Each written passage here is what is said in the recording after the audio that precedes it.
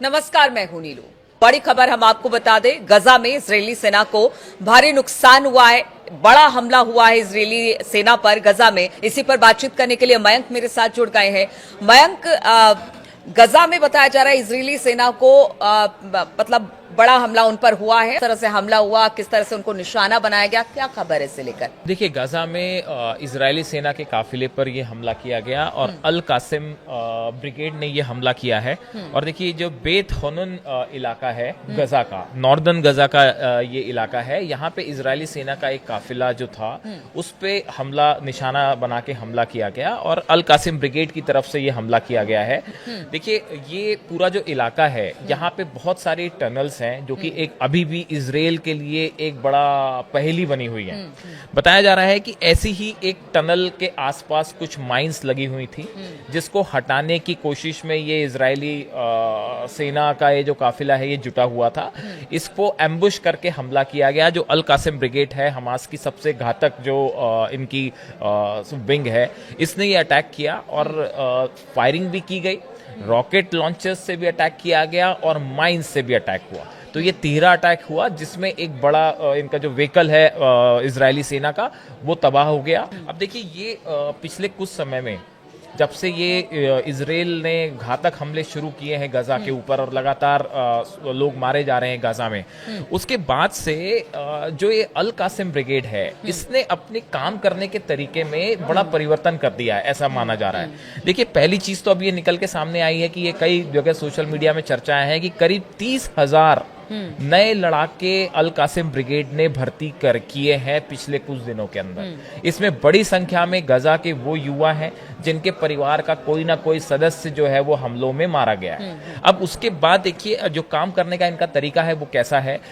अभी भी गाजा में कई इलाके हैं जहां पे बड़े पैमाने में हमास ने सुरंगें बना रखी है, अपनी टनल्स बना रखी, और इस टनल्स का जो मुख होता है, जहां पे एंटर करने के लिए जो गेट होता है, इसके आसपास माइंस बिछा दी जाती है। और जब इजरायली फोर्सेस इसके करीब जाती हैं तो उन्हें पहले ये माइंस हटाना होता है, क्योंकि देखिए, इस समय इजराइल का मुख्य जो फोकस है, मेन जो फोकस है, वो जो बंधक है उनको छुड़ाने पे है। और बंधकों को ऐसा बताया जा रहा है कि वो इन्हीं में से किसी टनल में हो सकते हैं। तो इसलिए इजरायली सेना एक एक टनल को तलाश करने की जो है वो कोशिश चल रही है। तो जो टनल्स के गेट होते हैं, इस पे माइंस बिछी होती है। इजरायली सेना जैसे ही वहां करीब जाती है और ये माइंस को हटाने की कोशिश होती है, या तो पहले देखिए माइंस कई बार ब्लास्ट हो जाती है, हाँ। या फिर इनको हटाने की जब कोशिश होती है तब एम्बुश करके जो ये अल कासिम ब्रिगेड है वो इन पे अटैक कर देती है, और जिसमें इजरायली सेना को बड़ा नुकसान हो रहा है पिछले काफी समय से इस तरह से जो है। लेकिन ये वही बातें हैं कि इतना डैमेज होने के बाद, गजा में इतनी तबाही मचने के बाद, अभी भी जो संगठन है वो बिल्कुल एक्टिव है। मतलब लगातार वो इजराइल को काहे बगाहे चोट पहुंचा ही रहा है। देखिए, इजराइल की तरफ से जितना हमला पिछले करीब 1.5 महीने में हमने देखा, और बहुत सारे लोग मारे गए, बहुत सारे लोग मारे गए। और अभी एक जो लेटेस्ट खबर आ रही है उसमें तो ये है कि जो यूएन वर्कर्स थे, मेडिकल वर्कर्स थे, इनके ऊपर भी हमला हो गया और काफी सारे वर्कर्स मारे गए, जिसको इजराइल ने स्वीकार किया है कि हमारी गलती थी और ये गलत डिसीजन की वजह से ये हमला हो गया। तो देखिए, इतनी जबरदस्त गजा में बमबारी हो रही है, अटैक हो रहे हैं, उसके बाद भी अल कासिम ब्रिगेड जो है हमास की, ये बड़ी चुनौती बनी हुई है इजराइल के लिए। और ये कहा जा रहा है कि पिछले कुछ समय के अंदर, जो हम, जैसा कि मैंने बताया कि कहा गया कि करीब 30,000 नए लड़ाके भर्ती किए गए हैं। इसके साथ ही अल कासिम ब्रिगेड ने नए सोर्सेस से हथियार जुटाना भी शुरू कर दिया है। जो पुराने रूट से जो सप्लाईज थी वो बंद होने के बाद अब नए तरीके से फंडिंग रेज करने की कोशिश हो रही है, नए तरीके से हथियारों को जमा करने की कोशिश हो रही है। देखिए, बिना फंडिंग रेज किए हुए, हथियारों को जमा किए हुए आप लगातार इस तरह से डैमेज नहीं कर सकते हैं। बिल्कुल। तो आपको तो कहीं ना कहीं से, आपको चाहे हथियार हो या फंडिंग हो, मुहैया कराई जा रही है। देखिए, ये जो अल कासिम ब्रिगेड है, जो हमास की विंग है, इसमें इन्होंने जो है 4 पार्ट में अपनी विंग को डिवाइड कर रखा है, इसकी पूरी सेना को। एक है मिसाइल विंग, एक है एयरबोर्न विंग, फिर है ड्रोन विंग और है इंटेलिजेंस विंग। जैसे किसी आर्मी की अलग अलग विंग्स होती हैं, किसी वैसे देश की आर्मी की, बिल्कुल इस तरह की। जो हमने देखा था 7 अक्टूबर को जो हमला हुआ था, आपने देखा था उसमें बड़े सारे पैराग्लाइडर्स जो इजराइल में एंटर किए थे, वो इसकी एयरबॉर्न विंग थी जिसने अटैक किया था अल कासिम ब्रिगेड की। तो अल कासिम ब्रिगेड जो है ये हमेशा से बड़ा पावरफुल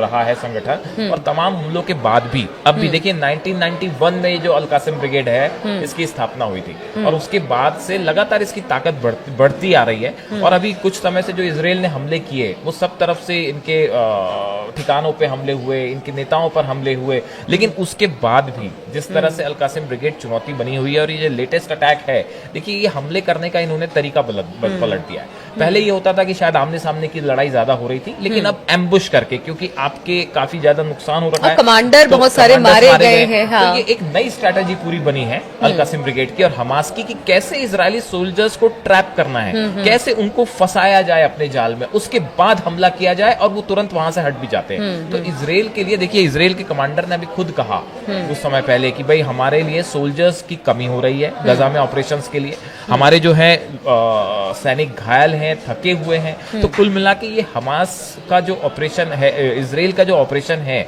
इसके लिए ये एक बड़ा झटका है जिस तरह से अल कासिम ब्रिगेड इसे काउंटर कर रहा है। अब आने वाले कुछ दिनों में इसका किस तरह से इजराइल क्या कोई जवाब देता है या कोई रणनीति होती है, ये देखने की बात। मुझे लगता है मयंक कि जमीनी स्तर पर जब सामने से वार किया जाता है तब ज्यादा हमने देखा है, चाहे वो लेबनान के बॉर्डर पर भी हमने देखा और यहाँ पर भी, तब ज्यादा नुकसान इजराइल को। लेबनान वाले बॉर्डर पे तो अब नई खबरें आ रही हैं कि हिजबुल्लाह ने भी अल्टीमेटम दे रखा है इजराइल को कि आप एक निश्चित समय सीमा के अंदर अपनी सोल्जर्स हटाइए यहाँ से, अदरवाइज जो है आप पे फिर पहले जैसे हमले होंगे। हाँ। हम बार बार ये कह रहे हैं कि जो हिजबुल्लाह के साथ ये जो कुछ समय से शांति बनी हुई है, इस दौरान हिजबुल्लाह ने अपने आप को तेजी से मजबूत किया है, फाइनेंशियली भी, नए हथियारों का भी जैसे इनपुट्स आ रहे हैं कि नए हथियार भी हिजबुल्लाह के पास हैं, और वो भी एक बड़ा पलटवार करने के लिए तैयार है। तो देखिए, गाजा हो, लेबनान हो, चाहे हुतीज हो, तीनों स्तर पे इजराइल जो है वो फिलहाल तीनों मोर्चों पे उलझा हुआ है।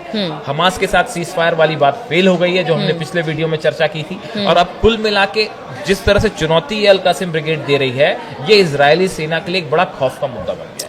बिल्कुल, तो गजा पट्टी में अल कासिम ब्रिगेड लगातार चुनौती इजरायली सेना के लिए बना हुआ है। इजरायली सेना आगे तो बढ़ती है, लेकिन 2 कदम पीछे भी खींच लेती है, क्योंकि हमले इस तरह के हो रहे हैं। अब हर मोर्चे पर चुनौतियों का सामना इस वक्त इजराइल को करना पड़ा है। अब इन चुनौतियों से किस तरह से पार पाएगा इजराइल, लगातार इस पर हमारी नजर बनी रहेगी। आप बने रहिए हमारे साथ।